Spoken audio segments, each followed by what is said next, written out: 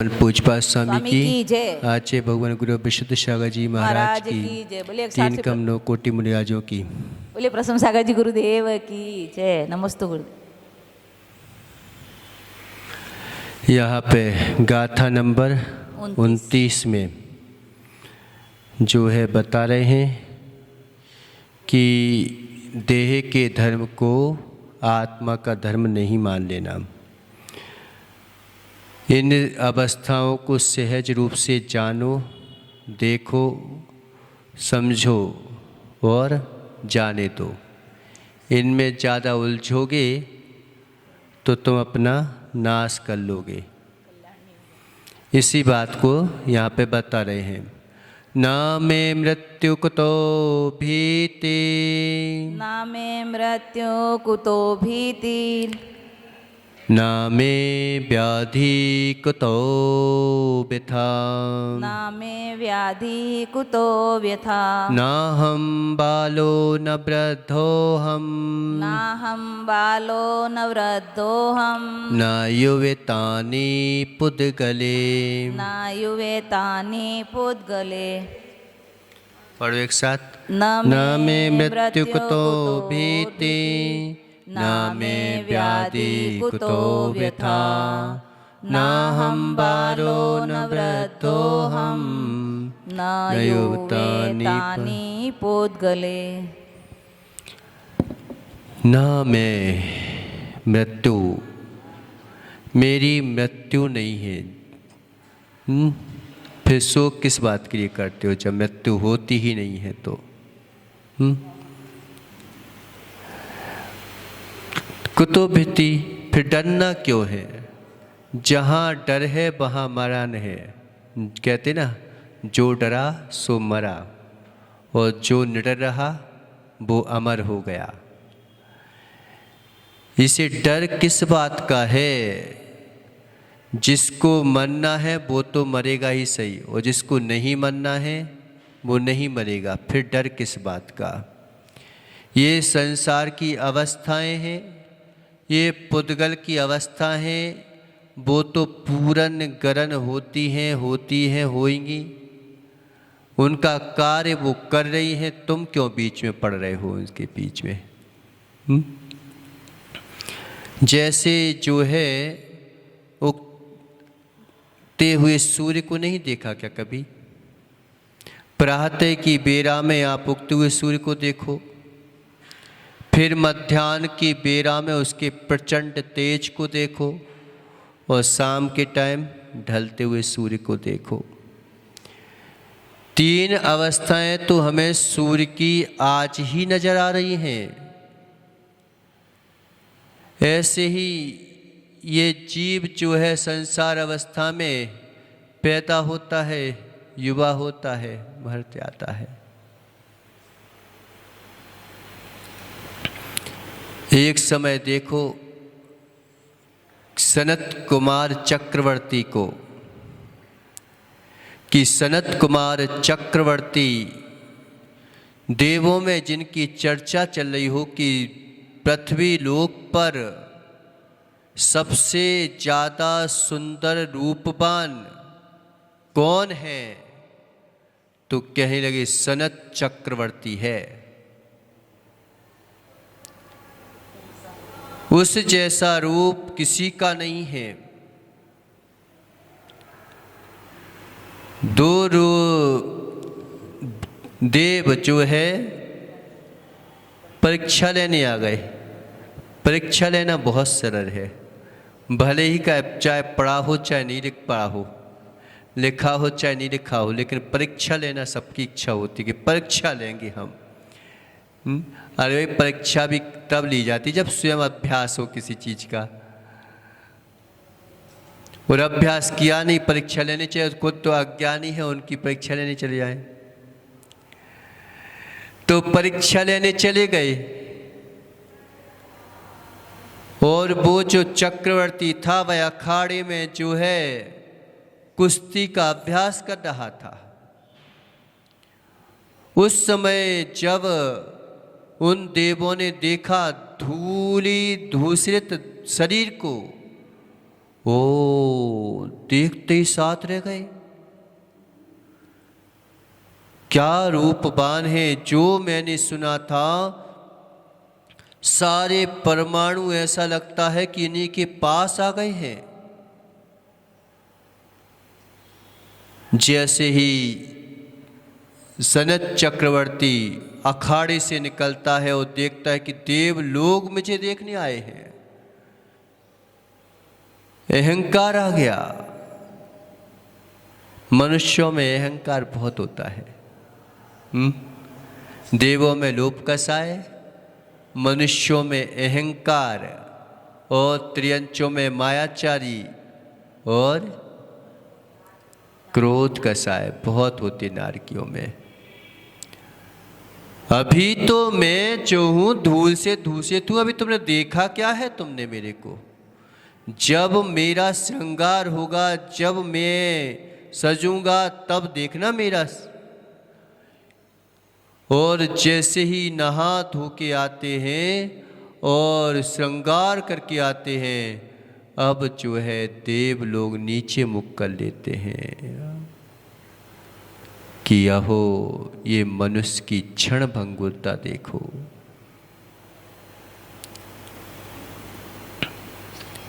कि क्या हो गया। राजन, राजा बोलता है, क्या हो गया देखो। अहो जाजन क्षमा करो, जो रूप मैंने अखाड़े में देखा था वह रूप अब विलीन हो गया।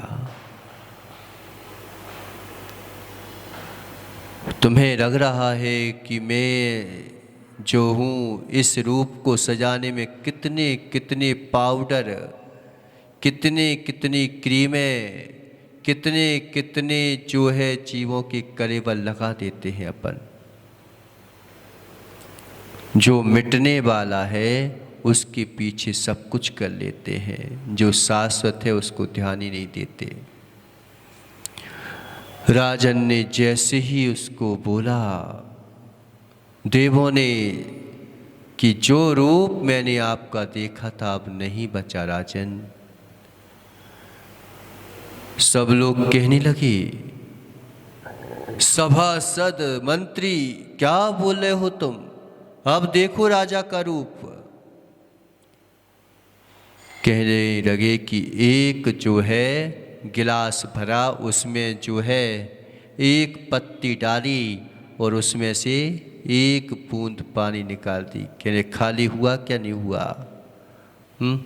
दिख नहीं रहा है लेकिन खाली हो गया है। ऐसे ही जो रूप, ये मनुष्य का रूप, एक क्षण पहले कुछ होता है, दूसरी क्षण बाद क्या हो जाए पता नहीं। औदारिक शरीर है, मालूम चला कि आचार्य विद्यासागर जी का देख लो तुम, कि जब शुरू में यहाँ आए थे तो कैसी लगते थे, बिल्कुल सांवरी जैसी लगते थे। और फिर देखो जब साधना की तो कांतिमान हो गए, और जब सूर्य ढलने लगा तो कैसे दिखने लगे। किसका रूप शाश्वत रहा है? चक्रवर्ती को वैराग्य हो जाता है, अहो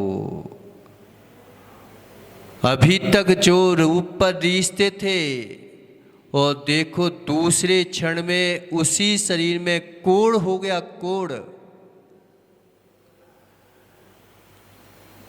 वादिराज मुनिराज को कोढ़ हो गया, चक्रवर्ती को कोढ़ हो गया, सारा शरीर गला जा रहा है। लेकिन धन्य है वे धरती के देवता निर्गंथ तपोधन कि उन्हें इसकी सुध बुद्ध भी नहीं है। देवों में पुनः चर्चा चली, देखा कि इतना साधक कि पूरा शरीर गला जा रहा है, और इतना तप करने के बावजूद भी उनके शरीर में किंचित भी जो है सुधार नहीं आ रहा है, फिर जो है देव परीक्षा लेने चले जाते हैं कि देखें तो सही इनकी साधना क्या है, और कहने लगते हैं कि मैं वैद्य हूँ, मैं सभी रोगों की दवाइयाँ करता हूँ। तो वे सनत कुमार मुनिराज बोले कि इस जंगल में तुम क्या कर रहे हो, यहाँ पे कौन बीमार है, किसको देख रहे हो तुम, किसका रोग हो गया। तो कहने लगे आपको दिख नहीं रहा है कि आपको कितना जो है शरीर कर रहा है, मैं दवाई देना चाहता हूँ। सनत कुमार मुनिराज क्या बोले कि अच्छा दवाई देना चाहते हो तो जन्म जरा मृत्यु मेरी ठीक हो जाए, ऐसी दवा अगर तुम्हारे पास हो तो दे दो। वो देव लोग स्पष्ट बोलते हैं कि स्वामी ये तो दवा आपके ही पास है और कोई के पास नहीं है। सारे मर्जों की दवा, सारे लोगों की दवा अगर कोई है तो वो तुम्हारे पास है, कोई वैद्य तुम्हारी दवा कर नहीं सकता।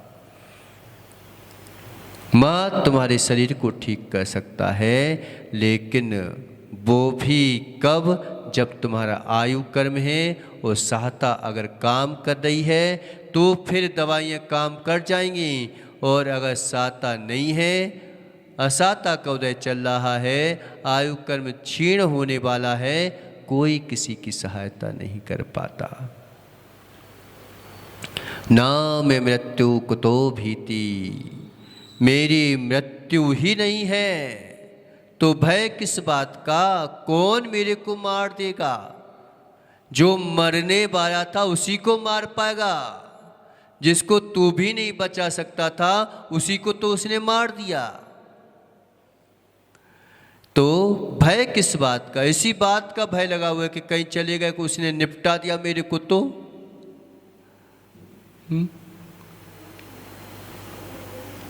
ना में व्याधि कुतो व्यथा, मेरे में व्याधि नहीं है, फिर पीड़ा किस बात की, किस बात की पीड़ित हो रहे हो। तुम में कोई व्याधि होती है क्या? ये तो पूर्ण ग्रंथ है, इसने अपना परिवर्तन दिखा दिया, तुम दूसरे की बीमारी को अपने ऊपर लेके बैठ गए। दूसरे के पूर्ण ग्रंथ को अपने आत्मा के ऊपर लगा के बैठ गए। पीड़ा किस बात की है? तो किस बात की पीड़ा? ना हम बालो ना वृद्धो हम, ना मैं बाल हूँ ना मैं वृद्ध हूँ, ना युवतानी पुद्गले, ना मैं युवा हूँ। ये तो सब दशाएं बहुत गरीब शरीर में ही पाई जाती हैं। वो तो इनमें पाई जा रही हैं कि कभी ठीक हो जाते हैं, कभी गलत हो जाते हैं। कभी इसकी मशीन गड़बड़ हो गई तो खड़खड़ करने लगेगा, कभी इसकी मशीन ठीक हो गई तो अच्छी आवाज़ करने लगेगा। अब इसकी मशीन पे अपन को क्या करना है, वो जो उसका काम था उसने किया। कभी जो पुद्गल बन गए हैं वो देखते नहीं हो, कुर्सी टूट जाती है दूसरी ले आते हो, ऐसे शरीर टूट गया दूसरा मिल जाएगा, क्या टेंशन है। ऐसे शरीर के ढेर लग जाएं। इतने शरीर हमने धारण कर लिए, लेकिन आज तक शरीर हमारे रूप हुआ नहीं और हम शरीर रूप हुए नहीं। जिसके पीछे डर रहे हैं, जिसके पीछे पीड़ित हो रहे हैं, वो कभी तुम्हारा होता ही नहीं है। ये तो सब जो है संसार की अवस्थाएं हैं। अब जो है ओम नमः सिद्धेभ्यः।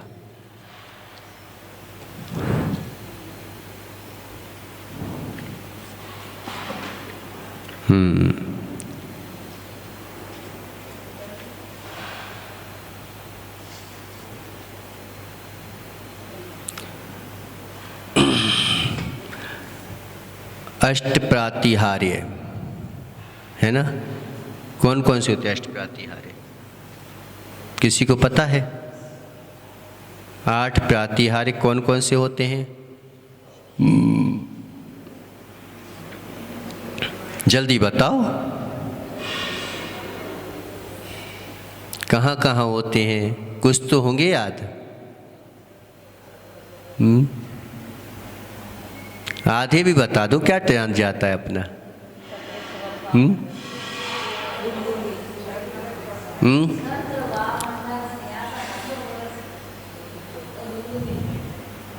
और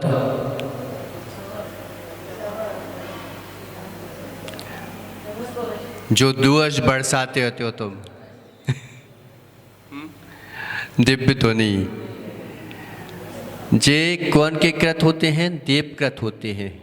लेकिन इनको 14 जो है 14 देवकृत अतिशयों में इन अष्ट प्रातिहार्य को गिनते नहीं हैं। क्यों नहीं गिनते? क्योंकि वो सामान्य हैं, ये विशेष होते हैं। समोसरण आदि ये सामान्य अतिशय हैं और ये अष्ट प्रातिहार्य विशेष अतिशय होते हैं। ये जो है मंदिरों में भी इनके वो रहते हैं, रखे जाते हैं। और अकृत्रिम चैत्यालय हैं, वहाँ पर भी ये जो है अष्ट प्रातिहार्य लगे रहते हैं।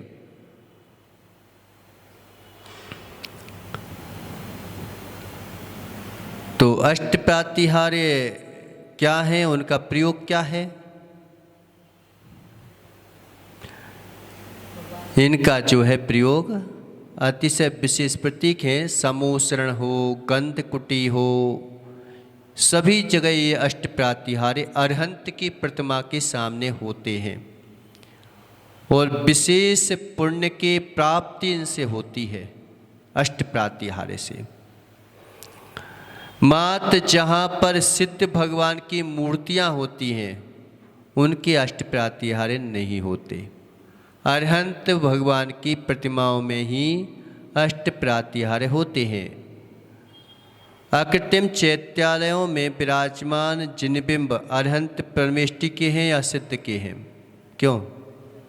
जे अकृत्रिम चैत्यालय हैं, वहाँ पर वो जो जिन बिंब हैं वो अरहंत परमेष्टि के होते हैं या सिद्ध परमेष्टि के होते हैं?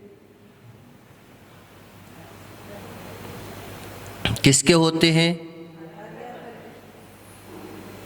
अरहंत और सिद्ध दोनों के होते हैं। अकृत्रिम चैत्यालयों में गर्भगृह में 108 पद्मासन रत्नमयी और 500 धनुष अवगाहना वाले अरहंत परमेष्टि के प्रतिबिंब विराजमान हैं। उनमें ये जो अष्टमंगल द्रव्य हैं, ये अष्टमंगल द्रव्य भी कहते हैं। अष्ट प्रातिहार्य को अष्टमंगल द्रव्य कहलाते हैं। तो ये अष्टमंगल द्रव्य अष्ट प्रातिहार्य सहित होते हैं और सिद्ध भगवान की प्रतिमा विराजमान होती है वहाँ पर। लेकिन अकृत्रिम चैत्यालय के मान स्तंभ के समीप चैत्य वृक्ष एवं सिद्ध वृक्ष हैं। चैत्य प्रसाद भूमि में जगह जगह स्तूप होते हैं। ये जो स्तूप बनते हैं ना, क्या बोलते हैं यहाँ पे, सांची, सांची में स्तूप हैं, ऐसे गोल टाइप के बनते हैं। तो वो जगह जगह स्तूप होते हैं और जो है चैत्य वृक्ष होते हैं। चैत्य वृक्षों में जो है वो सिद्ध प्रतिमा, सिद्ध वृक्ष हैं, उनमें सिद्ध परमात्मा की मूर्तियां विराजमान होती हैं। वृक्ष है मतलब ऐसे नहीं समझना कि छोटे छोटे कुछ वो हो रखे रहते हो। उनमें भी यानी जे पृथ्वी कायक होते हैं जो भी वृक्ष होते हैं, और उन पर विसार विसार जो है जिन चैत्य होते हैं उनके अंदर चैत्यालय में चैत्य भगवान यानी होते हैं, और 500 धनुष की होती हैं। ऐसे ये जो है अष्ट प्रातिहार्य होते हैं। हाँ, अशोक वृक्ष क्या है? अशोक वृक्ष किसका वृक्ष है? अशोक वृक्ष क्या है?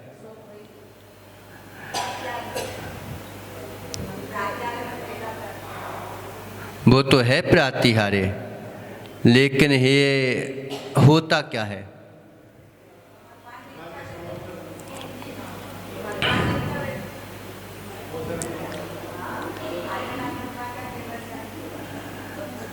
जिस वृक्ष के नीचे भगवान दीक्षा देते हैं, वैसे तो आदिनाथ भगवान ने बट वृक्ष के नीचे दीक्षा ली थी, है ना, और अजितनाथ भगवान ने सप्तपर्ण वृक्ष के नीचे दीक्षा ली थी, लेकिन उनके प्रभाव से वो हरा भरा हो जाता है पेड़, है ना, तो उसमें कोई शोक नहीं रहता, इसी उन सब कोई अशोक वृक्ष कह देते हैं। अलग से कोई अशोक वृक्ष नाम का अशोक वृक्ष नहीं है, क्योंकि अशोक वृक्ष प्रातिहार्य में आता है, और ये विशेष पुण्य एक इंद्रिय का भी रहता है। ये निश्चित मानो कि एक देखो पत्थर का ही पुण्य होता है कि एक इंद्रिय जीव है कि नहीं है। एक पाथर से, एक पाषाण से भगवान की प्रतिमा निकाली जा रही है, और एक पाषाण जो है संडासे में लगा हुआ है। कई वृक्ष होते हैं जहाँ पर नालियाँ बहती हैं गंदी, वहाँ पर होते हैं, और कई वृक्ष ऐसे होते हैं जो चैत्यालय के पास, जिनालय के पास में होते हैं। ये भी जो है एक इंद्रिय का पुण्य चल रहा है, और हो सकता है कि मालूम चाहे कि भगवान का द्रव्य खाया हो, मंदिर का कुछ किया हो, तो बेचारे एक इंद्रिय बन गए हैं, अब बाहर बैठे बैठे सुन रहे हैं, सुन भी नहीं पा रहे हैं, लेकिन वर्गणाएं प्रभाव डालती हैं कि आहार, भय, मैथुन, परिक्रय आदि संज्ञाएं ये जो है वृक्ष आदि में होती कि नहीं होती। ये संज्ञाओं की पूर्ति कैसे करते हैं? तो अपनी इंद्रिय जन्य व्यवस्था से वो अपनी व्यवस्था कर लेते हैं। जब आदमी को भूख लगती ना, कहीं नहीं देखता, वो चला जाता अपने आप। तो इनमें भी जो है संज्ञाएं काम कर रही हैं, बस अबुद्धि पूर्वक काम कर रही हैं, और हमारी संज्ञाएं बुद्धि पूर्वक काम करती हैं। इसी हम संज्ञाओं को कंट्रोल में कर सकते हैं, वो संज्ञाओं को कंट्रोल में नहीं कर सकते। तो वृक्ष का भी विशेष पुण्य होता है कि वृक्षों में कई कचनेर के फूल हो गए, ये कोई छोटे मोटे नहीं है, देवों के देव बन जाते हैं वृक्ष। हाँ, सिंहासन किसे कहते हैं और ये किसका प्रतीक है?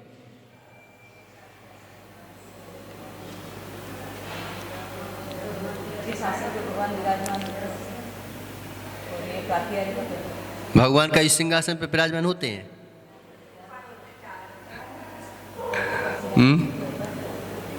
फिर भी सिंहासन होता है, तो ये सिंहासन किसका प्रतीक होता है? हैं?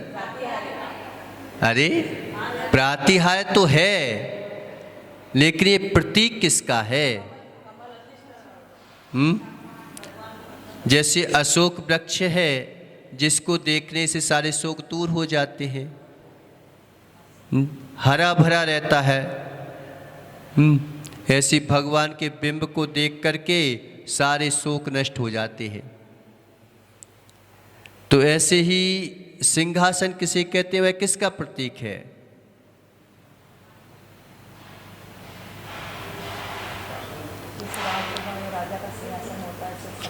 हथियार तो है।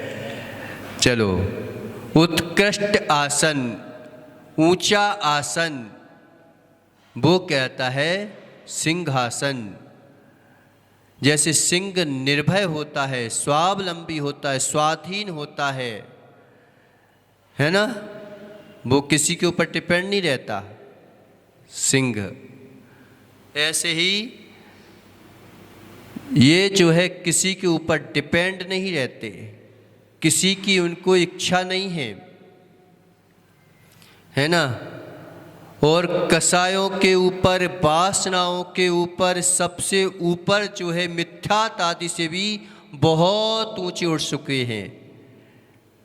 ऐसे भगवान के लिए प्रतीक रूप में अब संसार का प्रतीक होता है कि वो तो आत्मा के उसको देख नहीं पा रहा है, तो कई प्रतिष्ठाएं जो हैं जब पंच कल्याणक होते हैं, तो पंच कल्याणक होते हैं तो उसमें क्या करते कि भगवान को मनः प्रज्ञान हो गया, अवधि ज्ञान तो पहले से ही होता है, तो ज्ञान हो गया, तो अब कैसे दर्शाएं? तो चारों ओर जो है दीपक की चार रो के द्वारा उसको प्रदर्शित कर देते हैं। तो संसारी जीवों के लिए प्रदर्शित किया जाता है कि सबसे ऊपर बैठता है जो श्रेष्ठ होता है। तो ऐसे सिंहासन के भी ऊपर होते हैं कि विषय कसायों के ऊपर जो हैं बैठते हैं, वो सिंहासन कहलाते हैं।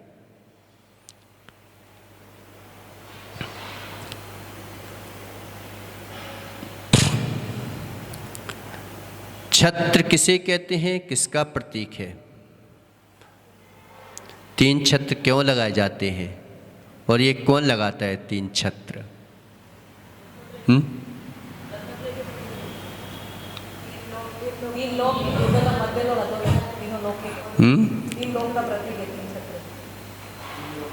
कैसे लगते हैं छत्र?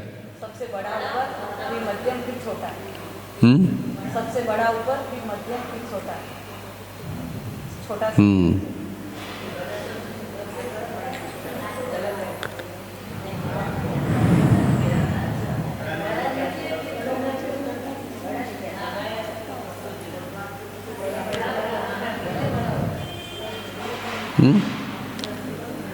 तो छत्र कहलाता है कि जैसे अपन छाता लगाते ना, क्या करता है वो? धूप छाया से हमारी रक्षा करता है, बचाता है। ऐसे जो संसार के सब विकल्पों से बच चुके हैं अब, है ना, ये प्रतीक रहता है कि सारे विकल्प उनसे अब दूर हैं, अब उनको कोई प्रकार का वो नहीं है। और जो है सब विकल्पों से रहित होकर के 3 लोक के प्रतीक रूप में होते हैं ये छत्र। यानी इतनी आत्मशक्ति बढ़ गई, इतनी आत्मशक्ति बढ़ गई कि उनके ज्ञान में जो है 3 लोक झलक रहे हैं। इसमें पहला छत्र जो है ऊर्ध्व लोक का, ऐसा कहते हैं कि सौधर्म इंद्र, और मध्य लोक का चक्रवर्ती, और अधोलोक का धर्णेंद्र जो है नागेंद्र, उसको चढ़ाता है छत्र को। कि सबसे ऊपर का छत्र कौन चढ़ाता है? सौधर्म इंद्र चढ़ाता है भगवान का। फिर मध्य का चक्रवर्ती, और सबसे नीचे का जो है नागेंद्र धर्णेंद्र, इस छत्र को चढ़ाते हैं। इसको दान देने से जो है पृथ्वी का एक छत्र राज मिल जाता है।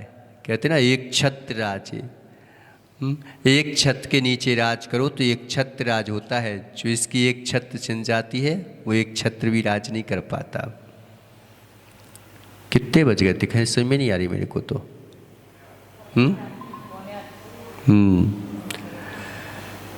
चमर किसे कहते हैं और किसका प्रतीक है, बताओ। चमर कितने क्यों ढुलाए जाते हैं? 64 चमर किसके प्रतीक हैं?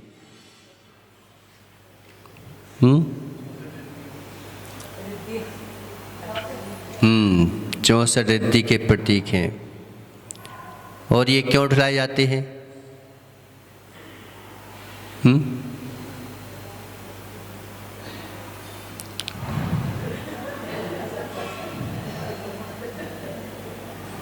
नहीं पता कैसे ढुलाए जाते हैं? ढुलाते तो हो नहीं, मंदिर में लगे भी नहीं है। 64 चमल लगाओ तो पूरे में 64 चमल दिखना चाहिए। जैसे वो क्या बोलते हैं, कौन सा है सर्व ऋतु विलास में कितना सुंदर भामंडल लगाए है। तो ऐसे जो है अभी वो आए थे ना, कहाँ से, ग्वालियर वाले, तो कह रहे कि महाराज मेरे को तो मात्र एक ऐसी प्रतिमा स्थापित करना है कि जहाँ पर 64 चमरों का, मैंने 64 चमर नहीं, पूरे जो है अष्ट प्रातिहार्य सहित मंदिर जो है चमकना चाहिए। जितनी मंदिर की शोभा होगी उतनी समाज की शोभा होगी। अपने आप जो है मंदिर की शोभा से समाज अपने आप बढ़ने लगती है। घर में कदम रखने से जो है ना परिवार का बोध हो जाता है कि यहाँ के परिवार के लोग कैसे हैं, और मंदिर में कदम रखने से समाज का बोध हो जाता है कि यहाँ की समाज कैसी है। कई घरों में पता है कदम रखते हैं तो समझ जाते कि आज अंतराय होने वाला है, और भोजन से पता चल जाता कि इसका पति बेचारा कैसे दुखी होता होगा कि सुखी से खा रहा होगा। एक दिन में पता चल जाता है। तो आज ऐसे लोग कहते कि बेचारा क्या फंस गया बेचारा। कि भोजन को देख करके, घर के वातावरण को देख करके ये पता चल जाता है कि इसके घर में नारकी लोग रहते हैं कि स्वर्गवासी लोग रहते हैं।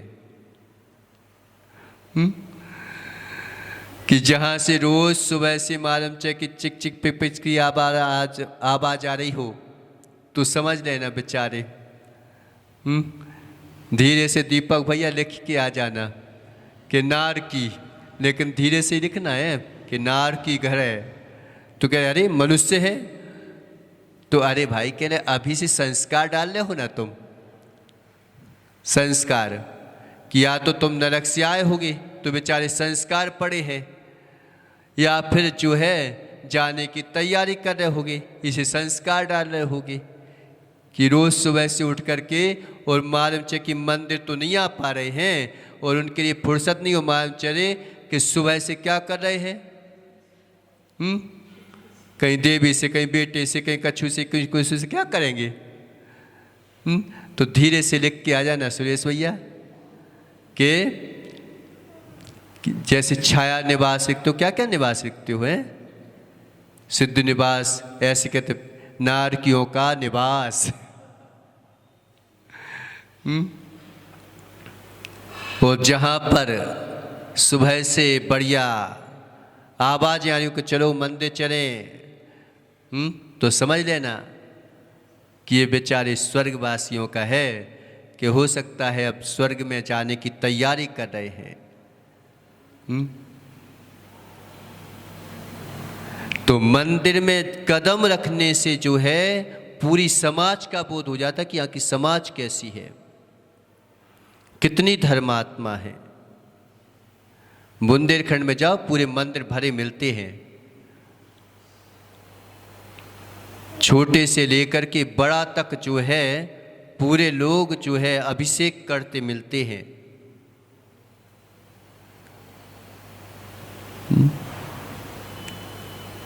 इतना बड़ा जब बनाया है तो पैसे आते होंगे कि नहीं आते होंगे? करोड़ों करोड़ों रुपए। जो एक समय ऐसा कहा जाता था बुंदेलखंड में कि मूंग की दाल का पानी पीते हैं जे बनिया, लेकिन भगवान को जो है विशाल चिनारे में रखते हैं। हमारे पूर्वजों के गांव-गांव में देखो ना आप, भिंडर में जाके देखो और जगह जाके देखो, क्या विशाल विशाल जो है मंदिरों का निर्माण कराया।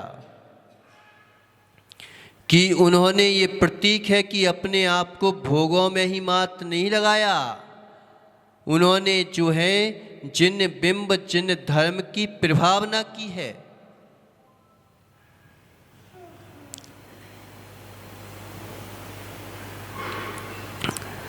तो कह, और पहले तो बहुत गरीबी थी, आज तो बहुत पैसा बढ़ गया फिर भी। तो ऐसा कहते थे कि ये जैनी लोग जो हैं मूंग की दाल का पानी पी सकते हैं, लेकिन भगवान को जो है छोटे मोटे सिंहासन पर ही रखते, विशाल उसमें रखते हैं सिंहासनों पर।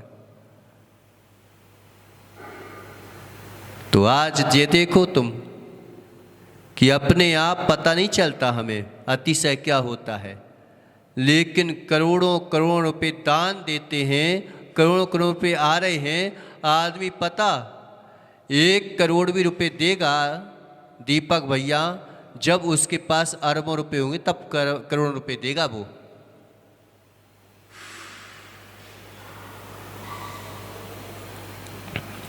तो ये क्या है? यही तो पुण्य है व्यक्ति का। तो चमर किसे कहते हैं और ये किसके प्रतीक हैं? चमर जो है हमेशा क्या करते हैं? ऊपर उठते हैं, झुकते हैं, है ना। तो ये चमर जो है विनय के प्रतीक हैं कि जिनके सामने जो है श्वेत चमर जो है ढुल जाते हैं, नम्र हो जाते हैं।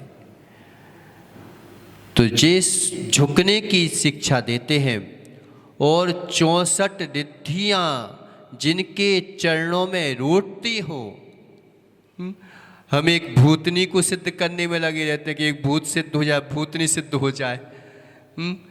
यहाँ पर 64 रिद्धियां उनके चरणों में आती है, लेकिन महाराज कि उनको भी देखते नहीं है, प्रयोग नहीं करने की इच्छा होती है। तो ऐसी 64 रिद्धियां उनके चरणों की दासी बनी खड़ी रहती हैं और संसार की भौतिक संपदा भी के पीछे नहीं भागते। फिर भी वो ऐसे शाश्वत सुख की उपलब्धि कराने वाले ये 64 चमर उनके चरणों में झुकने का प्रतीक है। राजा के ऊपर 2 चमर ढुलाए जाते हैं और राजा के ऊपर 2, महाराजा के ऊपर 4 और जो है अर्धमंडलेश्वर यानी प्रति नारायण के ऊपर कितने होते हैं? कर दो 8। और नारायण यानी महामंडलेश्वर कहलाते हैं नारायण। तो नारायण के ऊपर 16 और चक्रवर्ती के ऊपर 32 और तीर्थंकर के ऊपर 64 चमर ढोले जाते हैं। कितने लगे हैं मंदिर में? मूर्तियां ज़्यादा हैं और महाराज जी की चमर एक भी ढोले ही नहीं रहे हैं। बनाओ तो अच्छी प्रतिमा बनाओ, एक पूरी यानी क्या बोलते हैं, अष्ट प्रातिहार्य सहित ऐसे होने चाहिए कि पूरे में जो है चमर ढुलते हुए दिखाई दे, भामंडल उनका चलता हुआ दिखाई दे। इस प्रकार से ये बताया है ना। ओम नमः सिद्धेभ्यः।